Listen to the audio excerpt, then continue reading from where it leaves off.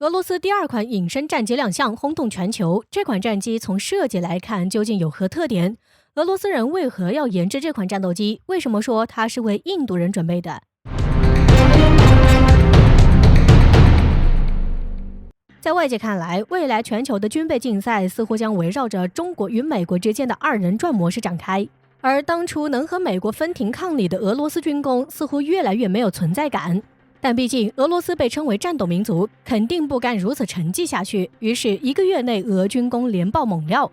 俄罗斯先是宣布 S-500 防空系统已经完成最终阶段测试，紧接着又是锆石高超音速导弹进行最新测试。然而，这和后面的消息比起来，还都只是小事。7月15号，一架新型单发战斗机模型被发现出现在了莫斯科郊外的茹科夫斯基国际机场。而这架战斗机模型被拍到后，瞬间成为全球焦点。这架战斗机被认为是为接下来莫斯科航展做准备。而真正引起关注的原因在于，这架飞机很可能是继苏57之后，俄罗斯设计的第2架隐身战斗机。目前全球已经服役的隐身战机有美国 F-22、F-35、中国歼20以及俄罗斯的苏57。不过，中国的另一款隐身战机 FC-31也进入最终试飞阶段，很可能成为中国下一艘航母的隐身舰载机。这样一来，俄罗斯的隐身战机种类就比美国与中国少了。但是，第2款隐身战机的问世，也将助俄罗斯在战斗机赛道上继续跟上中美的步伐。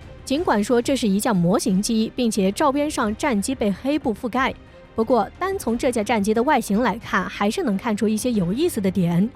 首先，网络上大量信息论证这架飞机将是一款下核进气道飞机，这是在5代战机中属于很独特的存在。目前，无论是 F-22、F-35、歼20，还是自家的苏57，乃至还在验证的 FC-31，其进气道都位于机身两侧。很多人都提到，俄罗斯的这款战机进气道布局与美国的 X-32验证机很像。X-32原本是波音公司为美军设计的一款具备短距起飞和垂直降落的战机，但由于其设计下核进气道过大，使得废气容易进入发动机，造成发动机动力损失，最终被美军放弃。不过，下核进气道优势也在于可以为弹舱设计留出空间，并且俄战机整体外形与 X-32还是不同的。俄罗斯人似乎更倾向于打造一款超音速战机。或许这款隐身战机也像 X-32一样具备垂直起降能力，技术上可以参考雅克141。此外，这款战斗机保留垂尾，去掉平尾，除了可以给战斗机减重，也表明俄罗斯想要打造一款具备强大机动性的战斗机。另外，战斗机采用与 F-35一样的单航发设计，相比于歼20这样的双航发，单航发无疑损失了一些推力，不过也能节约油耗，增加航程。总体来看，这款新型隐身战斗机将会是米格29之后，时隔44年，俄罗斯人再度打造的一款轻型战机。俄罗斯人从苏霍伊风最终走回了米格风，那么问题来了，俄罗斯人为何要打造这样一款具备机动性、保证载弹量，同时又处处透露着节约成本的高性价比式轻型隐身战机呢？答案只有一个，俄罗斯实际上是在打造一款隐身版米格21，主要的用途便是面向未来5代机市场。首先，从战略上考虑，俄罗斯空军很可能并不需要这样的轻型隐身战机。我们都知道，俄罗斯近年来经济情况并不乐观，有限的军费限制了其军事力量的发展。但是在美国打造的 F-35包围圈形势所迫下，俄罗斯不得不开发苏57来应对美国的压力。苏57虽然说让俄罗斯踏进5代机门槛，但其做工与歼20和 F-35都有着明显的差距，而且苏57也还未大规模量产。俄罗斯现在的当务之急是尽快多装配苏57，以及加快苏57的改进工作。但即使这样，俄空军目前也就订购了76架苏57，很难让人相信俄罗斯军方会对另一款隐身战机感兴趣。即使考虑价格，俄罗斯人还不如多维护一下苏30与苏35。毕竟俄军如今能守好家门就够了，不需要布局全球。但如果提到对外军售，那么意义就不一样了。毕竟军火贸易可是俄罗斯经济支柱之一，如果前提投入一些，后期能赚一大笔，那肯定是值得的。而之所以选择五代机，主要是因为美国已经用 F-35打开全球五代战机市场，而只要有一个国家装备了五代机，周边国家只要条件允许，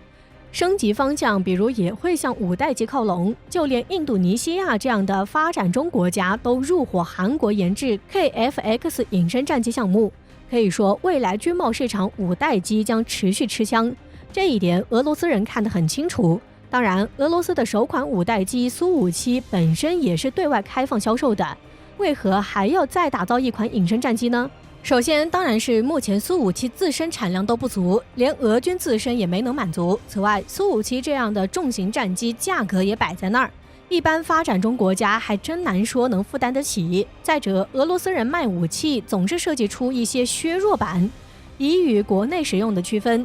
但这样一来，一些国家恐怕就会有所顾忌，与其抱着旧想法，倒不如学中国研发 GF-17枭龙的思路，专门开发面向海外市场的战斗机。这恐怕就是俄罗斯人要设计轻型隐身战机的初衷。当然，光制造战斗机还不行，还得考虑销量。就目前来看，这款战机甚至可以说是为印度市场量身打造的。为什么这样说呢？首先，目前所有国家中对隐身战斗机需求最为迫切的，恐怕就是印度。毕竟作为全球第4军事大国，前3位都已经装备了隐身战斗机，而后面的日、韩、英也买到了隐身战机，就差印度没有加入五代机俱乐部。当初印度与俄罗斯合作苏57项目前身 T50 最终不欢而散，很难想象印度人还会选择苏57。那么剩下的选项里似乎就只有 F-35了。但其实印度购买 F-35的可能性不大。首先，美国人卖武器有一个相当不良的习惯，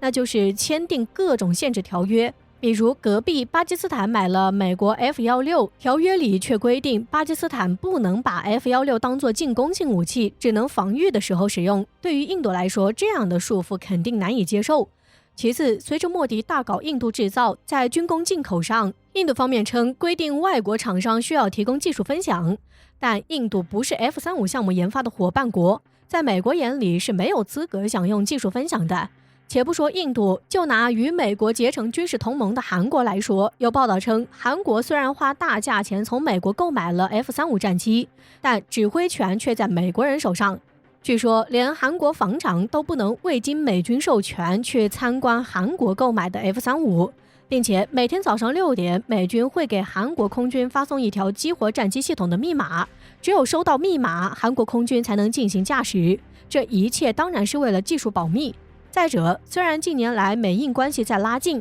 但二者理念也未必完全一致。比如，美国就极力反对印度购买俄罗斯 S-400防御系统，并以此制裁威胁，但印度依旧没放弃。要知道，当初土耳其因购买 S-400都被美国把 F-35给扣押了，而土耳其还是 F-35伙伴国之一。美国与印度对于印度洋布局存在隐性冲突，印度人并没有完全信任美国。当然，印度人自己倒是设计出一款名为 AMCA 的隐身战斗机，但是就印度军工的水平来看，这款隐身战机能研发出来恐怕是遥遥无期了。而意识到印度巨大的市场潜力，俄罗斯盯上印度这头大肥羊，并为其开发一款廉价版隐身战机也是很合理。